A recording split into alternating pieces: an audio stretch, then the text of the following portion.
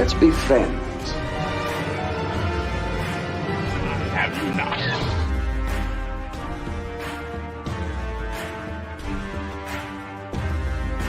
And here we go.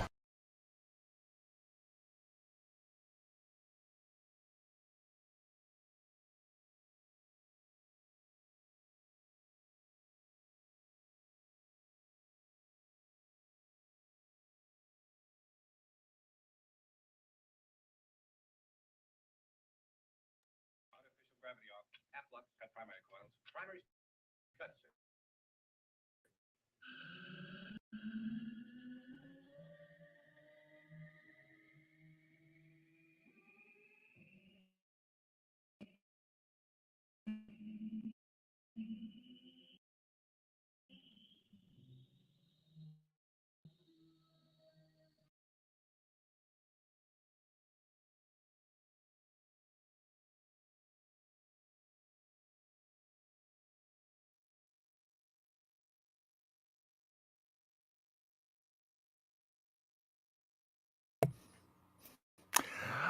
Good evening, ghouls and goblins, geeks and nerds everywhere, and welcome back to the Ambassador Wing, and happy All Hallows Eve, or happy Halloween Eve, whichever way you want to say it. Hope you all are having a wonderful Monday night. We are preparing tomorrow night for All Hallows Eve, as they said in the old days for Halloween, and what you just saw was a clip, part of the riddle from earlier today, of what do Leslie Nielsen, Micheal Myers, John Carpenter, and Robbie the Robot have in common. That clip is from the original Halloween 1987, directed by the one and only John Carpenter, where the two little kids are watching a cult classic from the 1950s, specifically from the year 1956. And yes, tonight is an ultra retro review or ultra retro rewind, whatever way you want to say it. And tonight, of course, we are going to be discussing a personal favorite of yours truly, the Ambassador. And of course, if this is your first visit to the Ambassador Wing, again, happy Halloween, boo. Hope you all enjoyed the stream tonight, whether you catch us live on YouTube or Twitter. Hope you all enjoy the discussion. Hope you all enjoy all the little thoughts I'm going to be bringing you about this great, not quite forgotten, but very obscure sci-fi cult classic from the Technicolor era. Because this movie came out in 1956. Color movies were just coming into their infancy at this point in cinema. Color movies had not really been perfected yet. So I'm going to be showing you all some images throughout the stream tonight. They're not good. They are the best quality I could find, but remember, this movie came out in 1956. Yes, it has gotten a Blu-ray transfer. Yes, it has been updated, so to speak, and everything. But this was pre-color perfection era cinema. And of course, if this is your first visit, make sure you smash that like button. Make sure you share this out with all your sci-fi friends who love these sorts of movies, love these cult classics, love these movies from the 1950s, 1960s, 1930s, 1940s, all that stuff and everything that falls under the ultra retro umbrella. And this is a movie I have watched numerous times throughout my lifetime. This is a movie I've absolutely loved, even before I knew that there was a clip of it or a couple of clips of it in Halloween 1978. This was a movie I loved. It's iconic. It is timeless. It is not necessarily quotable per se. It isn't one of those heavily memeable or quotable movies per se, but it is extremely, extremely iconic. You could almost say that this movie was the proto Star Trek in a lot of ways, because there is certain technology, there are certain set designs, and so on, certain ideas and themes that do fall well within the old modern era Star Trek and everything. I mean, this movie actually came out at least 10 years or so before Star Trek was picked up by Desilu Productions way back in the day. And this does store a personal favorite actor, actually a couple of personal favorite actors, and we'll be discussing the cast here in a little bit. but just to bring him up right at the start, a personal favorite actor of mine, Leslie Nielsen. This was an actor I grew up loving for some of his more comedic roles. This movie, he's a little more straight laced. This movie, he's a little more strict and everything in terms of his performance. And of course, for those of us who know and love Leslie Nielsen, we know him, of course, from his iconic performance in the original, one of the greatest parodies of all time, Airplane. And of course, also there is another iconic character in this movie, another iconic actor who was a little more mechanical in his performance, who was a little more restricted in his movement. And that is, of course, the iconic, the wonderful Robbie the Robot. And I do have another clip here I do want to play real quick because Robbie does make a cameo appearance in the 1980s classic, a cult classic, and a movie that's been argued whether or not it is a movie that is a Christmas movie or simply a movie that takes place during Christmas time. So I will bring up that clip right now. So bear with me for just a minute. But the first time I ever saw this movie, and of course I'm talking about Gremlins, I was not fully aware of who Robbie the Robot was. I really wasn't. It wasn't until Mother Ambassador and my grandmother cued me into who exactly this whimsical little, okay, rather large, heavy, mechanical fellow was. And, well, I don't want to say too much more because I'm giving something away. So I don't want to give anything away per se, but hope you all enjoy this because this is a clip, like I said, from 1980s classic Gremlins. And yes, you will be hearing Robbie quote some of his dialogue from this film. The question is to live without me. Pardon me, sir. Stuff? Thick and heavy. Would 60 gallons be sufficient? I barely use it myself, sir. It promotes rust.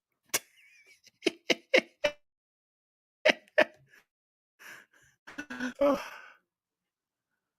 I love that movie. I absolutely, positively love that movie. And yes, that was,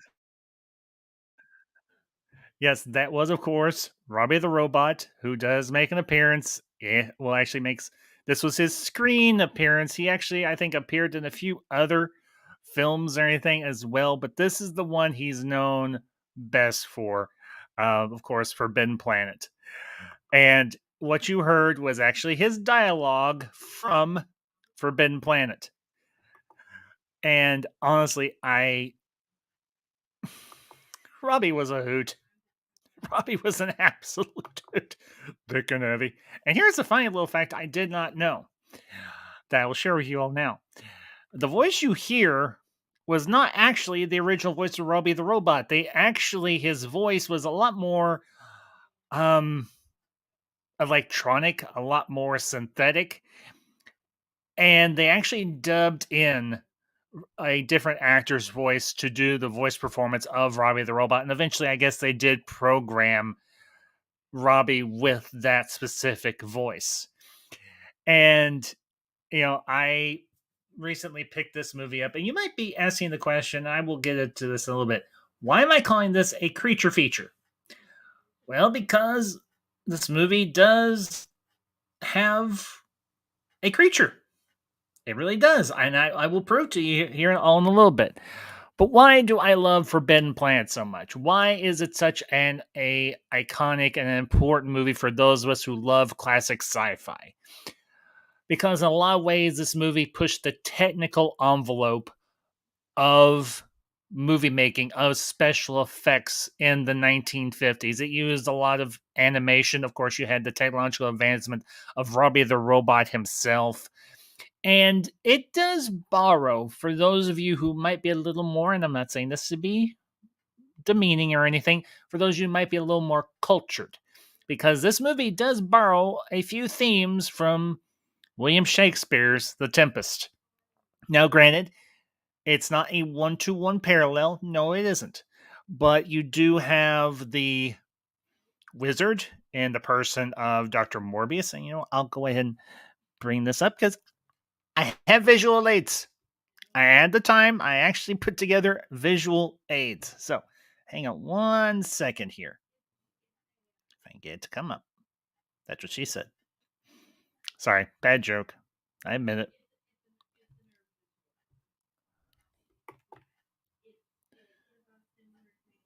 Okay, there we go. There we go. Okay. Here we have, and I'll get through each of these slides and everything as we go out through the stream this evening. Here we have the first example of the, okay, yes, this is a very simple, basic flying saucer.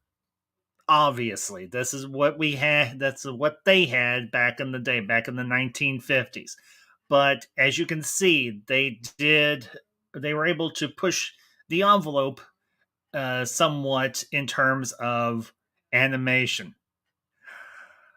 And they used animation to create this little special effect and everything of as the saucer lands and everything on the surface of Altair 6. And this was honestly, okay, yeah, this was a really crude, simplistic model for its time, or as we would, well, okay, it was a very advanced model and everything before that, or for the time, but for us, it's a very simplistic model. All you've got is the landing platform, and then you've got the ramps that come down, and then you see the little astronauts and everything coming down the ramps. So, and to the chat, LDG of Free the Net, good to see you, buddy. Hope you're having a good Monday night, bud. Hope you have a good week, and happy Halloween. Boo. But the time and the effort that it took, because here's the thing, they had to film the saucer, they had to put in the animation for the landing beam, they had to incorporate the matte painting and the background and everything where the saucer would actually land. For this time, for 1956, or well, probably 1955 and everything, which was most likely when this movie was actually made, this took a lot of work. In 2023, they plug this all into a computer. It takes them, okay, maybe a week and everything, or maybe a couple days, give or take. This took a lot of work. But the crazy thing is, even in 2023, we can see where they were going in terms of the technological advancement that we would get many decades later. And this is a great piece of a special effects work, and I think practical effects special effects work, and animated special effects work. So, moving on. Here we have the interior. Now, this is a mock-up that I found of the flying saucer. I know it has a name, but I can't remember the name. Well, actually, you know what? Yes, I can. I can pull it up. That's what she said. Let's see. What was the name of the ship? Come on, where are you?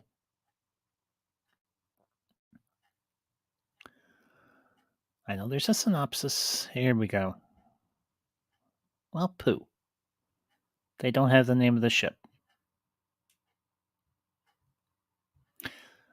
Okay, and here's a couple of pieces of trivia and everything. It was actually Walt Disney Studios that did do the animation for this movie. Not just for the landing beam for the ship, but also for the creature that I'll be talking about in a little while.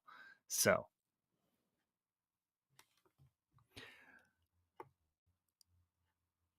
but here we have a mock-up and everything, as I believe a artist rendering, or actually probably a real-life model of what the inside of the flying saucer would look like. And like I said, they didn't, back in those days, they didn't think about stuff like this. They didn't go into all the details of, oh, how's this going to work? What is it going to look like? Yeah. They just built the set, and the actors worked in it essentially. So, but for us, they were a little more of the geeky persuasion. Somebody was nice enough to put together this hypothetical model of what the interior of the flying saucer would look like. So, and then moving on. here we have, of course, Robbie. Robbie the Robot and his creator slash master, Dr. Morbius, who was played by a screen legend of the time, Walter Pigeon. No, he didn't fly. That was just his name. So, and I've got his, I mean, this is a guy who did a lot, actor, very well respected actor, had a lot of screen credit and everything. And he's kind of the stand-in Prospero and everything for this movie and everything. He's kind of the sci-fi equivalent of Prospero from the Shakespearean play, The Tempest. So, just to bring up a few of his more well-known roles, obviously, he was in this. He was in Forbidden Planet.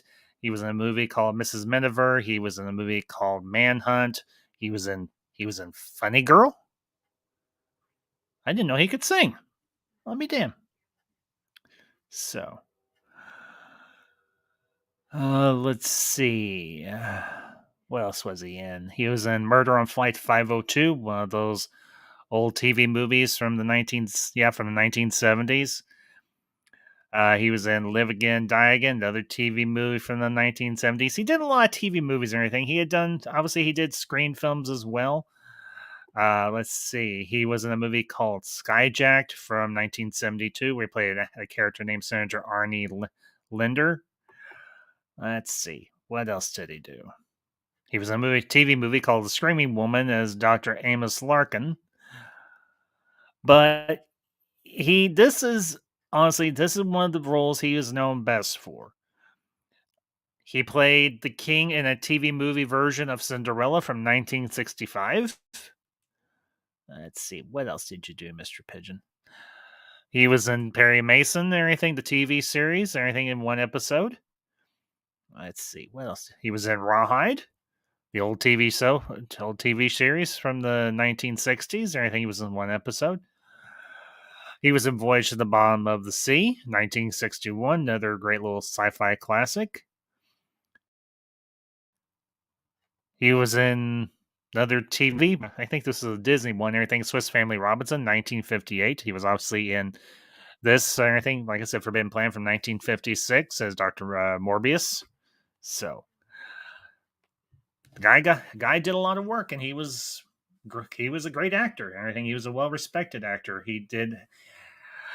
The only thing that sucks, anything, I mean, obviously, as with all people, he eventually passed on, but he was working pretty much consistently, it looks like, from both on the big screen and the small screen. And he was born in 1897 and he died in 1984.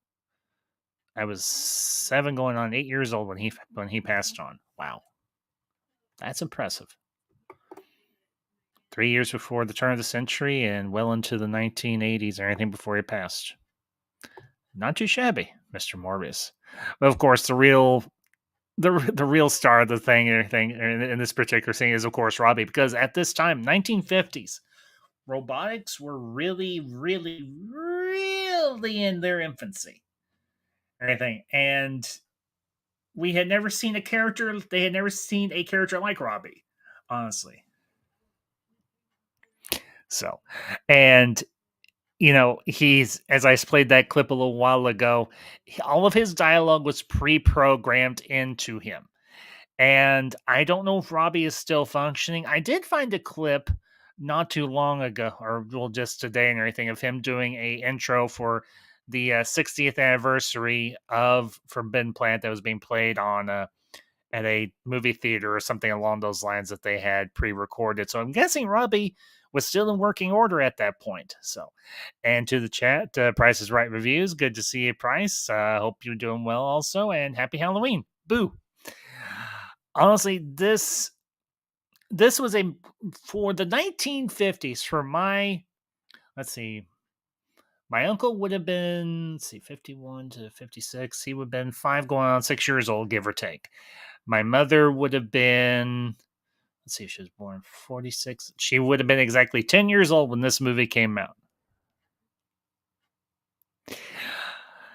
Price, I just recently got this movie on Blu-ray and everything, and not because I wanted to have it for the review, because I love this movie and everything just as much as I loved all those old classic Technicolor movies, because this was a Technicolor film, as I mentioned at the start of this at the start of the stream tonight.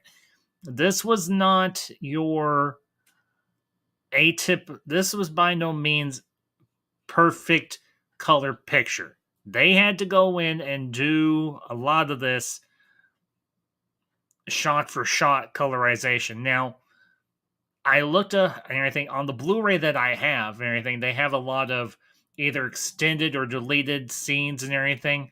And obviously, this is all from film stock and everything that they transferred over to video stock or to videotape, because a lot of the deleted scenes, it looks like old, like 1950s or 60s or maybe even 70s TV footage that you would have seen back in those days. So color wasn't perfect yet. So, but they were getting there. This was another leap forward. Obviously, the very first one of the very first color pictures and anything they ever done was, like, I think either The Wizard of Oz or maybe Gone with the Wind or something like that would have been one of the very first color pictures. But this and everything was, they were getting better with doing color motion pictures. They hadn't gotten there yet, and honestly, movies was really the only place where you could see them, where you could watch something in color. So because 1950s black and white TV was the game. It was the only thing going on at the time. But as I said, Robbie was fascinating to that generation and still a little bit to us. Everything. I mean, if you look at where we're going with robotics now, he's like the great granddaddy of all robots. If they had never built Robbie, we would have never probably had robots, period. So getting reminded of old films like this really makes me appreciate film and entertainment history. That's why that's why I have loved and enjoyed doing these ultra retro streams. And yeah, you might be asking yourself, Ambassador, why aren't you covering more relevant topics? Film is a relevant topic. Film has always been a relevant topic. You might be asking, Ambassador, you could be getting hundreds of views or more if you just do movie news. Now, yeah, I did what I would consider a movie news stream back a few months ago, and yeah, I did enjoy that, but and I'm not bemoaning or belittling other channels or anything who do movie news. That's their niche. That's what they do. Good for them. To me, unless it's something that I find relevant or interesting, movie news, to varying degrees, is boring. Boring to me. Boring to maybe some of my contemporaries, and maybe not boring to some of my contemporaries. But to me, film is more interesting to discuss. It's more interesting discussing fact rather than what could be. So, but there are the rare instances where I do go into that realm. But this is what I love. This is what I enjoy. This is what I grew up on. This is what I want to discuss. Obviously, it's my channel, and I'm not saying that to be an asshole or anything. It's just a simple fact. I want to discuss the stuff that I want to discuss, not what the algorithm dictates I should discuss. And not to get off on a big rant here or anything, but entertainment news it only has a certain amount of shelf life. Movie review or movie discussion has a longer shelf life, because you can come back to a movie a dozen times or more and rewatch it and find something new. Movie news, it's one and done. So, but there's my rant. Take it for what you will.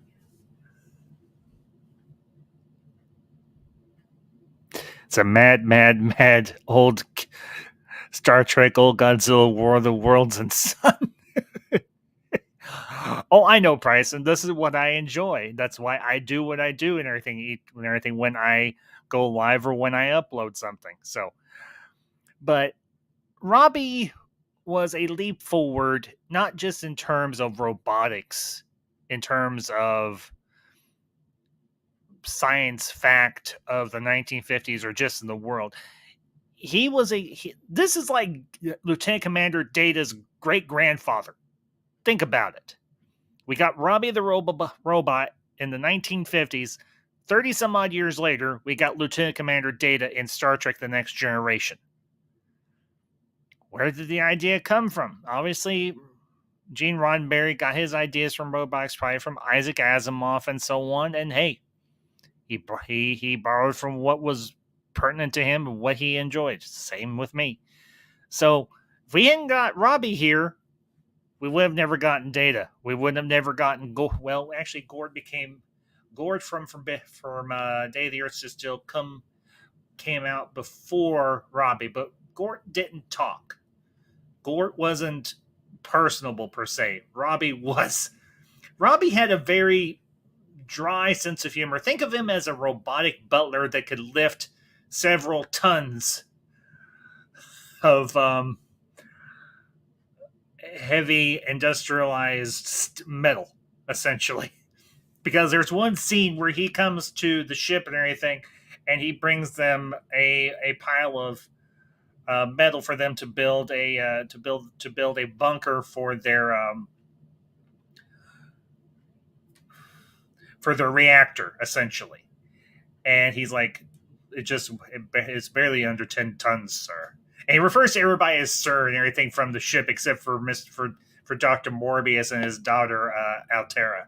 Everything played by, I will say, a lovely young actress of the 1950s era and going forward and everything, Anne Francis. I mean, let's be honest here. For her time, and even now, Anne Francis was a fox. She's a beautiful woman and everything. I think I've actually got a image of her in here somewhere. Just gotta find it. Or maybe I don't. I don't remember. No, I don't. And I'm kicking myself now. Come on, cooperate. There we go. Okay, back one. There we go. But yeah, granted, this didn't have like a big name all-star cast in terms of the cast that's in this movie. And I'll go ahead and bring up, I'll pop this down for a minute, everything, and I'll bring up the IMDb and everything for the movie. So give me 1 second, guys. Oh, How Would I Rate Forbidden Planet? It's perfect. Perfect movie. So hang on with me just one tick, guys. I got everything preloaded here. All I got to do is click it. I got smart this time. So, and of course, here is the, okay, do I have it shared? Yep. Okay. And unfortunately, I can't make any bigger. Here, we play Dr. Morbius. Here, we've got Anne Francis as his daughter, Altera, named after the planet where they're stranded. Of course, we got down here. We got Leslie Nielsen, anything as the commander of the ship, Commander Adams. We got Warren Stevens as the doctor. Essentially, you could call Kirk. Here's Bones, so to speak. Anything, and these are quite honestly, aside from Rob's important characters, it's not to say that the other actors and everything in this movie aren't important, but these were the four lead, I think: Leslie Nielsen, Walter Pidgeon, Anne Francis, and Warren Stevens. So, of course, as I said, Leslie Nielsen, he would go on to do the Airplane movie. He would go on to do the Naked Gun spoofs. He went on to do Police Squad. Did a lot of really comedic films in his career. He also played Dracula in oh, for heaven's sakes, Mel Brooks' spoof of the Dracula films, Dracula Dead, loving it. I mean, one of the very first reviews I ever did for the channel was, of course, Airplane with Leslie Nielsen. If I remember correctly, he did one other, and 1926 to 2010. Wow. And he was actually Canadian. I'll be dipped. I did not know that. I didn't know that he was Canadian. Okay, and of course he was in, like I said, he was in Airplane. He was in Naked Gun, Smell of Fear, Naked Gun from the Files of the Police Force, The Poseidon Adventure which was a 1970s disaster film where a massive cruise ship was capsized and some of the survivors had to climb their way out of the ship, which for some reason was able to stay afloat, even though it was upside down, but it was very slowly sinking. He was also in Superhero Movie in 2008. He was in Scary Movie 4, which was in 2006. Let's see. What else were you in, Leslie? And of course, one of the greatest lines from any spoof movie. Of course, I'm serious, and stop calling me Shirley. He was in Scary Movie 3. Okay, so apparently he was in a lot of the scary movies and everything for that franchise. He was in 2001, A Space Travesty, played a character named Richard Dick Dix. Well, that's not redundant at all. Of course, he was in Mr. Magoo in 1997. Let's see, where else were he in? He was in Spy Hard, played Agent Dick Steele, Agent WD-40. Dracula Dead and Loving It. Let's see. What else? What were you in, Leslie? He was in the TV series Herman's Head. He played God. It's in one episode. Let's see. He was in a movie called Dangerous Curves. Never heard of that.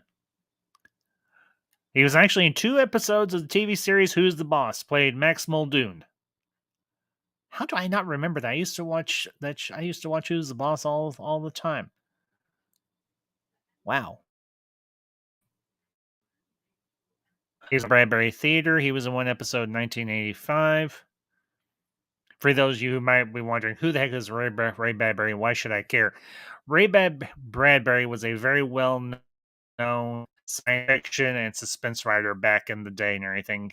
He's considered one of the best science fiction writers of all time, honestly, and with reason. So, but that's just a few of Leslie Nielsen's more well-known and maybe less-known roles. But back to the movie itself, everything Forbidden Planet. The premise of the movie is fairly straightforward. You have this craft from this fictionalized federation and everything in the 23rd century, who has been sent to this planet called Altair 6 to find out what happened to the crew of a colonization of a expeditionary force or anything in the ship called the Bellerophon. That's where some of the elements from the Tempest come into play. Though in the Tempest, the crew of the ship or anything accidentally washes up on Prospero's island. In this instance, the crew and everything of the ship comes deliberately to Prospero's island and everything. And of course, Morbius is the stand-in for Prospero from the Tempest, and his daughter Altera is the stand-in for for heaven's sakes, what was the name of the girl? Miranda. So Miranda Altera. It does rhyme. Okay. And okay, yes, this movie is exceedingly campy for its time, and it's in a lot of ways it's meant to be. Everything it's meant to be campy. It's meant to be somewhat cheesy, and it's going to come off that way, especially for people of our generation, of our sensibilities, of what we're accustomed to for science fiction films and just films in general. I mean, like I said, they had to use every trick in the book to pull this movie off. They had to use practical effects. They had to use animation, which was, I guess, in some ways, a early form of CGI animation. Except it was hand drawn. It wasn't done with a computer. And as I've said before, it's seamless. Everything. It's a great piece of editing and everything. A great piece of trick photography, anything if you want to call it that. So, but the other interesting thing about this is it does have some precursors for Star Trek.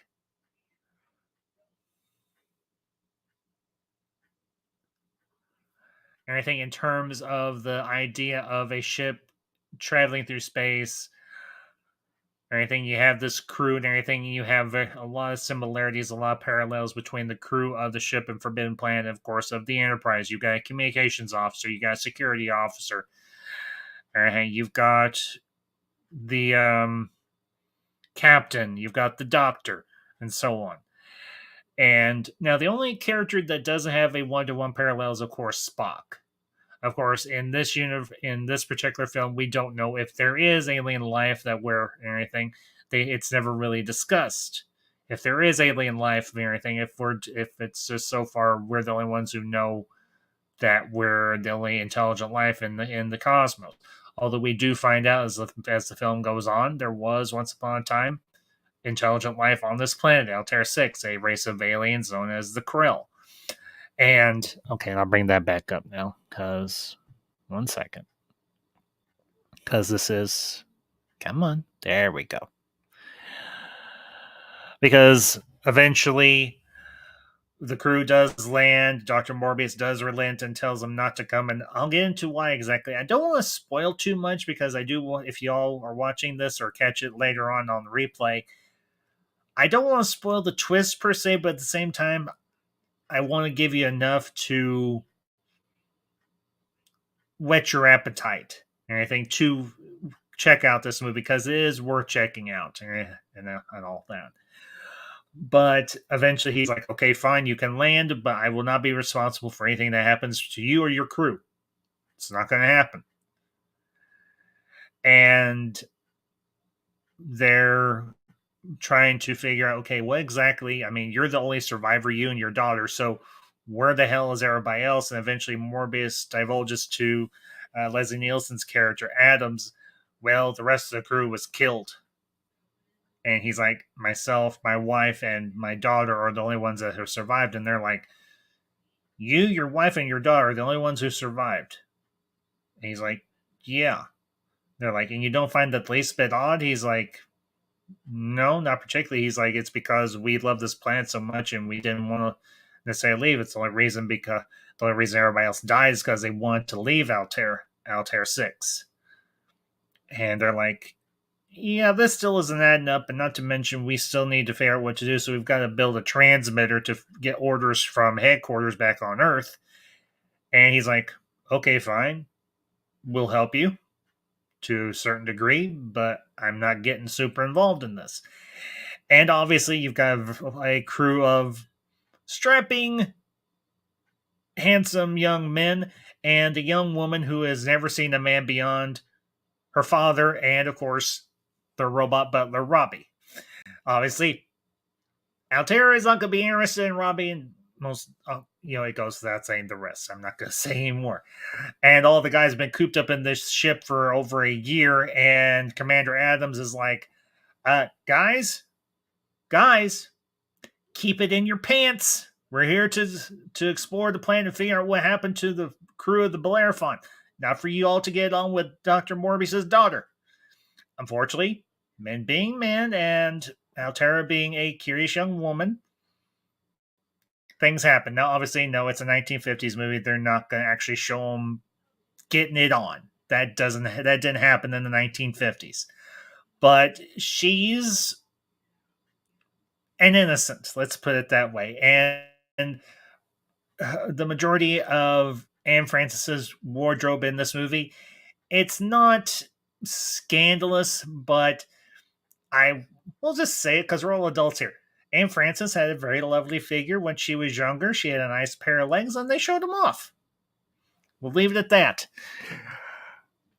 And Commander Adams is like, you need to stay away from my crew. They're all, well, he puts it a little more politely, but essentially what he says is, Miss Morbius, you're hot. My men are horny. You all need to stay away from each other. Of course, that doesn't necessarily happen, but nothing untoward happens in the course of the movie. The most risque thing we see happen is that Commander Adams, Leslie Nielsen's character, and Altera, they kiss a few times. That's about the most romantic thing we see in the entire movie, or the most sexual thing that we see in the entire movie, except for the fact where Altera is swimming in the pool and everything, but she's not wearing a bathing suit. And when he's like, "Oh, I'm sorry, Miss Altera, Altera, I'll leave you alone." And he's like, I didn't bring, and she's like, why don't you jump in? He's like, I didn't bring my bathing suit. And she's like, what's a bathing suit? And he's like, okay, I'm going to turn around now. I'm sorry, there is some tongue-in-cheek humor in this movie, and while yes, it's a bit dated, it's still very, very funny. I mean, I will say this. This movie was extremely well written. It has a lot of really good dialogue. The premise, the plot of the movie is very well put together. It doesn't have a lot of plot holes. It does, as I mentioned, borrow a few elements here and there from Shakespeare's play, the Tempest, and everything in terms of the characters of Dr. Morbius and Altera, and of course Robbie as well. Because you can almost say that Robbie is the stand-in for Caliban from the Shakespeare play, the Tempest. Although in this particular instance, Robbie is not trying to overthrow or kill Dr. Morbius, and he's not going to harm Altera or anything. He's the dutiful butler with the strength to collapse a small house or a large house, any house. So, the other interesting thing about this movie is the ideas that are presented in it and everything. And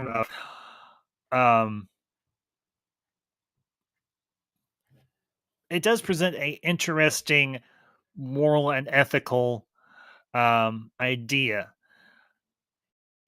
Are we still have we evolved so far that our more baser primitive nature has been civilized, or is that baser um, nature still lurking deep within inside us? And what Dr. Morbius has done is he has been tinkering around with a lot of the Krell technology. This right here was another shot of the house and everything, and that's Robbie off there to the left and everything. I just wanted to point that out. But here we are in the bowels of the Krell machine and everything that Dr. Morbius has discovered and everything. This is one of the reactor rooms. And for those of you who remember the series, the sci-fi series from the 90s, Babylon 5, which I spent almost 3 years reviewing here on the channel, the great machine of Epsilon 3 was modeled and everything. J. Michael Straczynski did confirm this.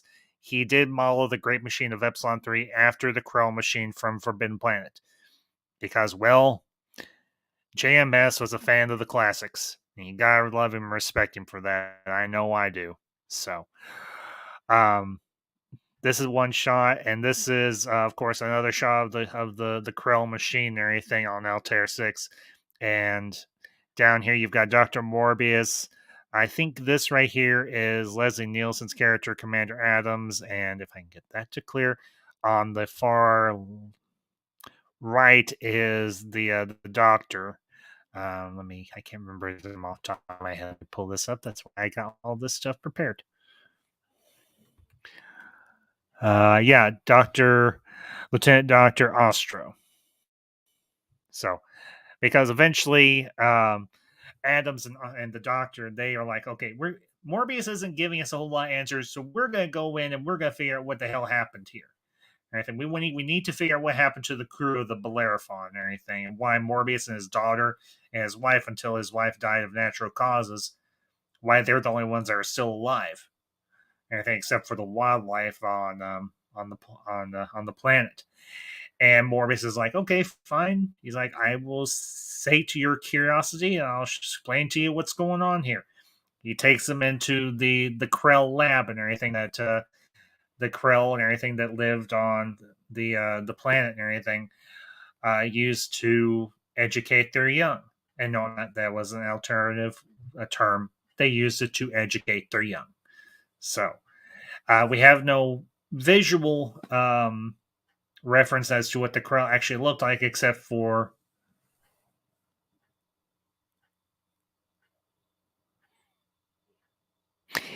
yep, story beam, or as I know you, Mr. Zach Leary. That is very true. So, and Zach, it is good to see you, buddy. Hope you're having a good day, and happy Halloween. Boo. So, but this, this was a grant. This was just this was a very well done map painting, and as you said, Zach, and everything, an iconic one, and everything. The Krell machine and everything in the bowels of Altair 6. Obviously, the house and everything that Morbius builds, and everything that's connected to the Krell lab. The funny thing is, Dr. Morbius and Anakin Skywalker share a similarity.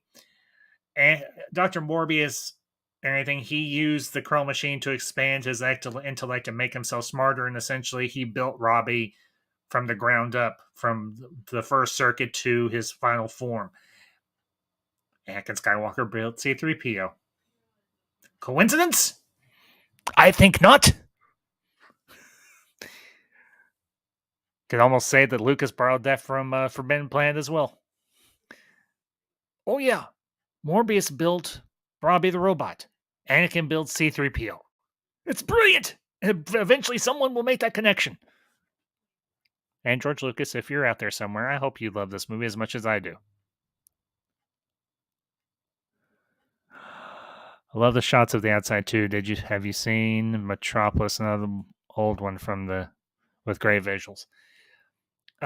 Zach, remind me, Metropolis, is that the one with the black and white one with the robot, or am I thinking of a different movie? The female robot. That was somewhat an inspiration for C-3PO, at least partly in his design. Are we thinking of the same movie, or am I thinking of a different movie?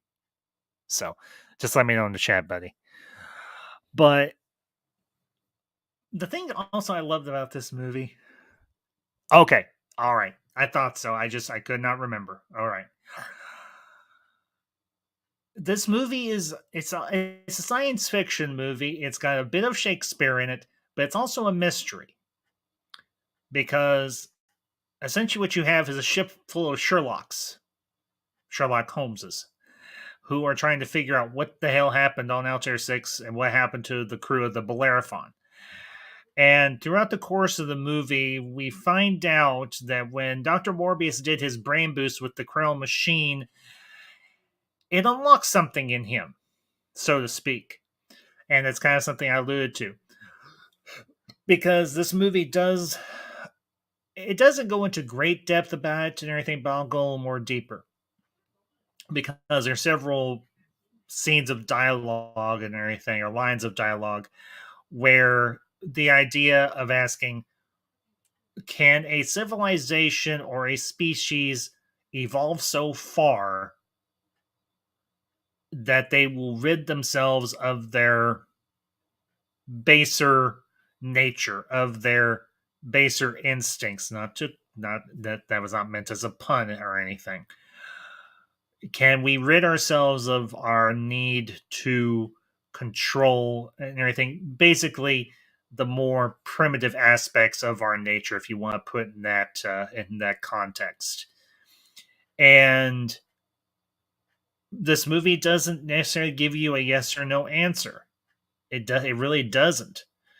Now, Morbius does and everything. He does come to the realization that the Krell weren't as noble as he first perceived them to be.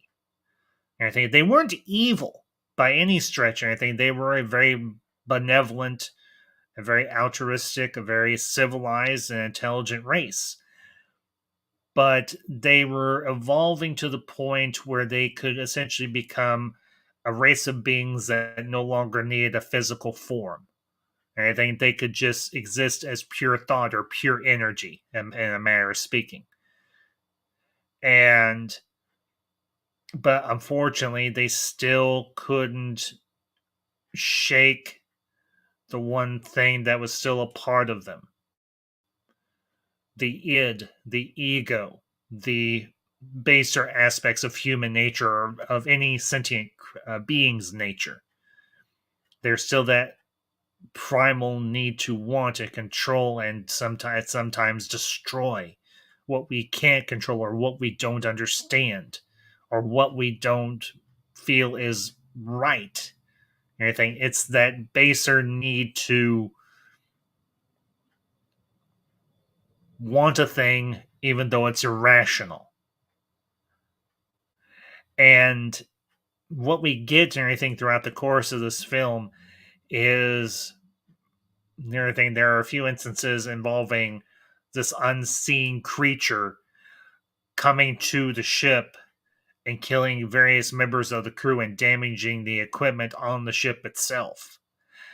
And eventually the creature comes after Morbius and Captain Adams and Altera.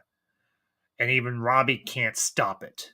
Everything as powerful, as strong, and everything as Robbie is, there is a function in his programming that does not allow him to harm another living being, in a manner of speaking.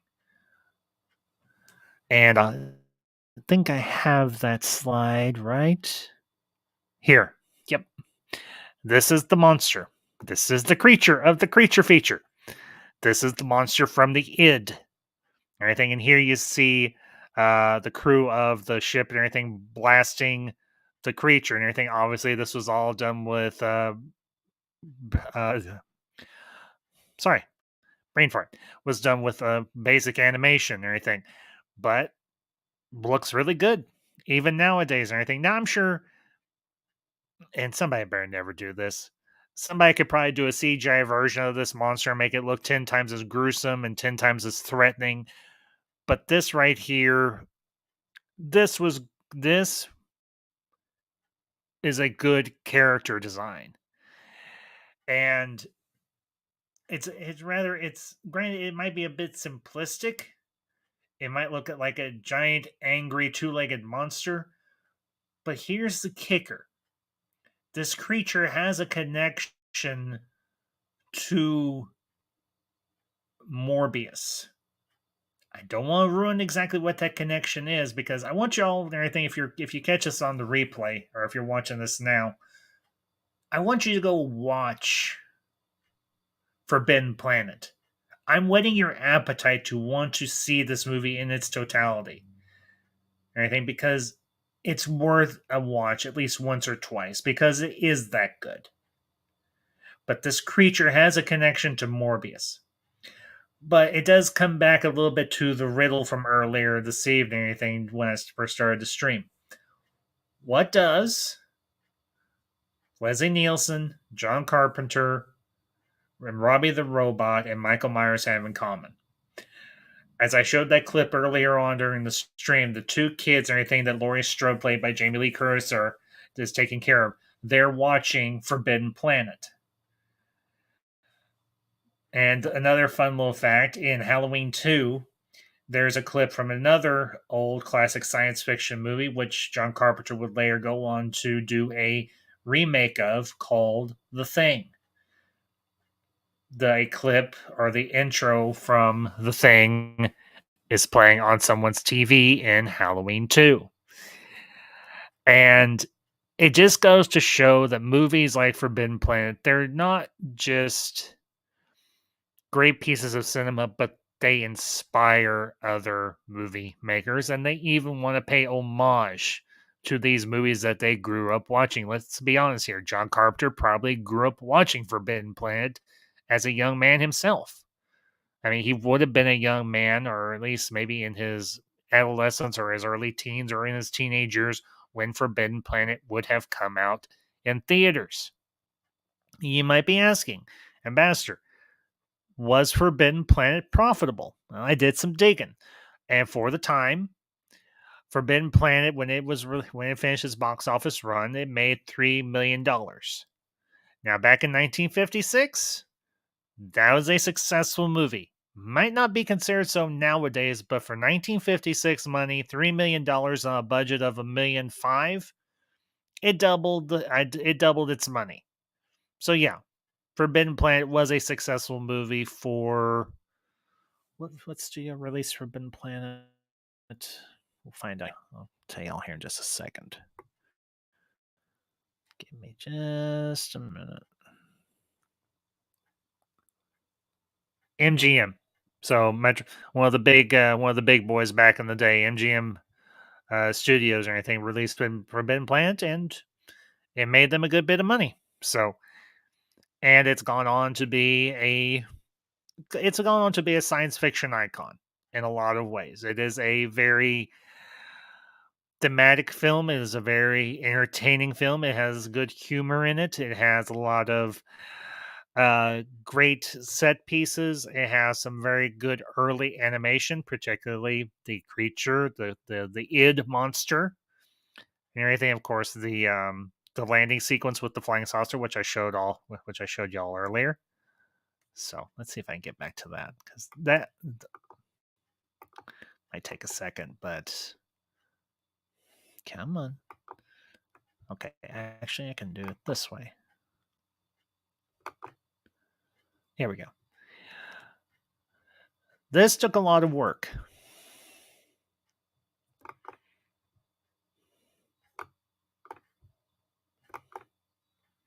As did this fella. And here's a fun little fact I found out about this about the id monster. Originally, they used a lion roaring, which, for those of you who know your movie studio history, the icon for MGM Studios, which is still true, just as true today, is the lion roaring Leo. But what they did is they went in, they kept the lion roaring, but they altered the sound. They edited the audio to give it a more otherworldly or more alien sound and everything. And it's actually it's a very haunting and very creepy sounding creature. Not to mention the soundtrack for this movie is very unorthodox. I mean, extremely unorthodox. It's almost like early techno pop, in a manner of speaking. If I wouldn't get a damn copyright claim, I'd play a few seconds of the soundtrack, but, well, MGM and YouTube being what they are, I don't want to risk it.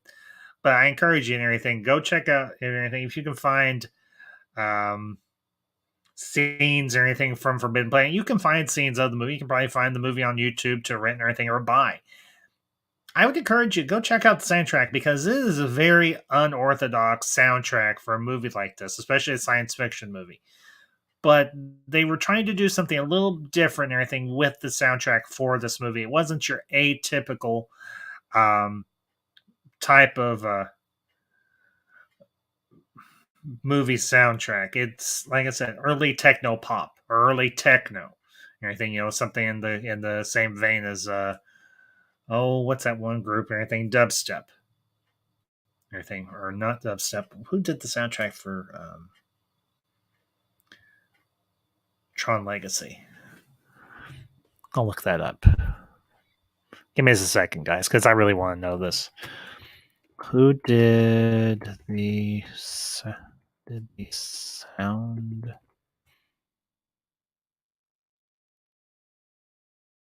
track for Tron Legacy? There we go.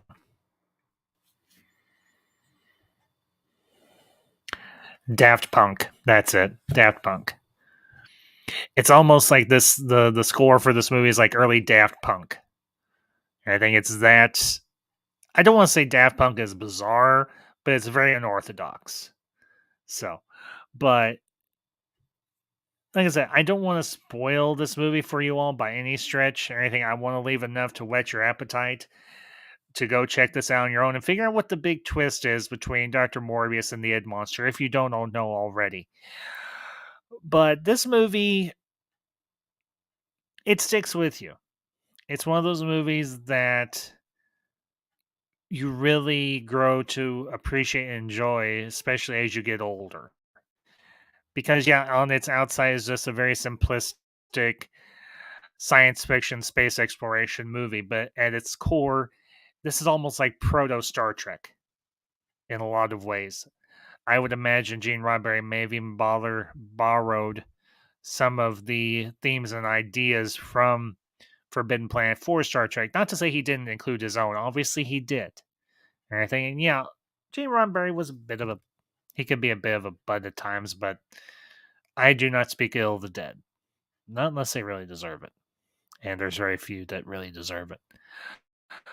But I would encourage you all, definitely go check out Forbidden Planet. It is a wonderful film, well performed, a lot of charm, a lot of intelligent dialogue. Of course, Anne Francis, very easy on the eyes and everything. I did some research and digging on her and everything. She actually passed in 2001, I think, somewhere along in there. Let me look her up real quick. I just need to refresh my memory. Yeah, 2011. So wasn't too far off. But she actually went on and everything after Forbidden Planet to do a lot of TV movies and TV series work and everything. She worked a lot on the smaller screen because she got a little jaded and everything by the Hollywood system and the studios and everything, who just wanted her to do certain parts and certain roles, and she wanted to do something a little more and everything with her career, which is admirable. And she did a lot of charitable causes in her later years up until her death in 2011. She succumbed to pancreatic cancer and everything, which was um, she also was dealing with lung cancer. Unfortunately, it spread to her pancreas, and she died due to it. But I would encourage you all, if you know of Leslie Nielsen's work as well, and you only know him for his more comedic roles, check out this early role. Because this is one of his first early starring roles and everything on the big screen. This is one of the roles he was both known best for earlier on in his career before he did all the other things that he would go to do on in his career. And you can see hints of maybe what of the ideas or anything that Gene Roddenberry got for Captain Kirk in A Manner of Speaking from Commander Adams, played by Leslie Nielsen. I'm not saying, again, it's not a one-to-one parallel and everything, but there are similarities in A Matter of Speaking.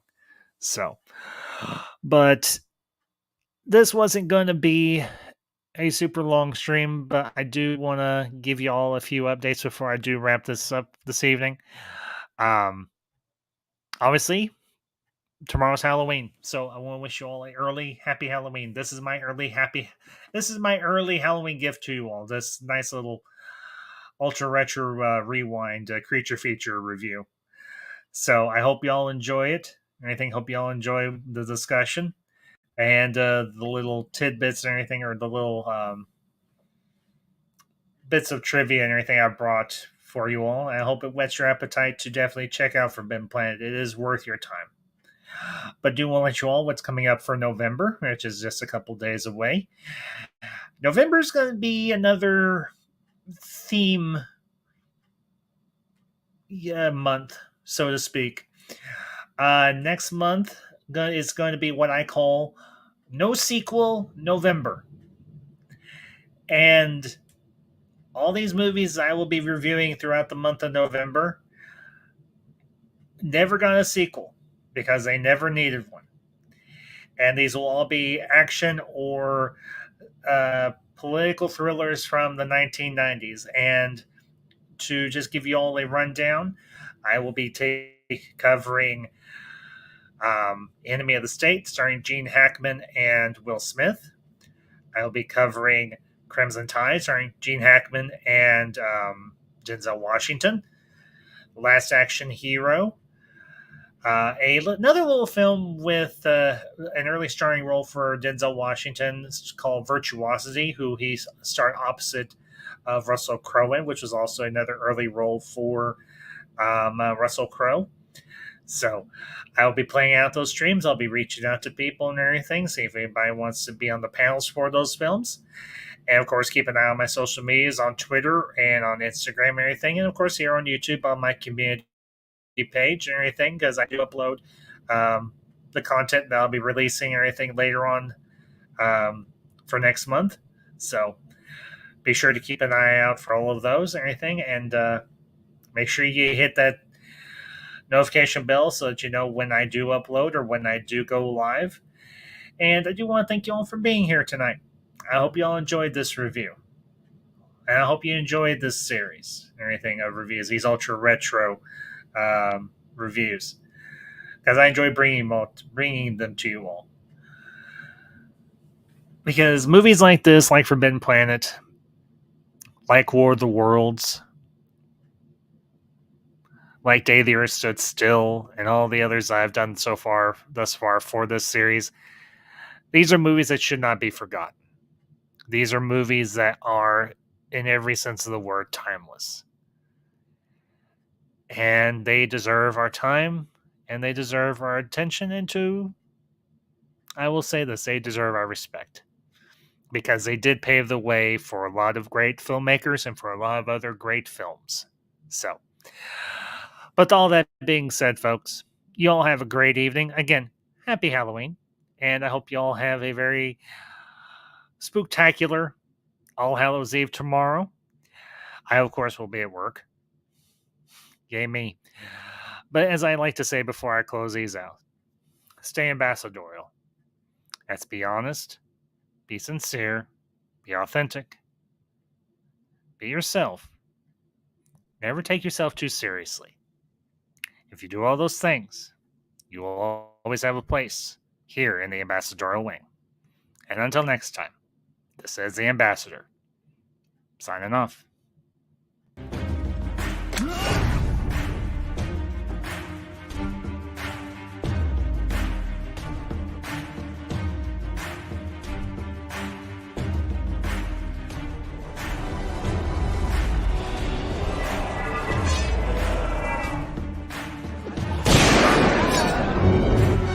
Let's be friends.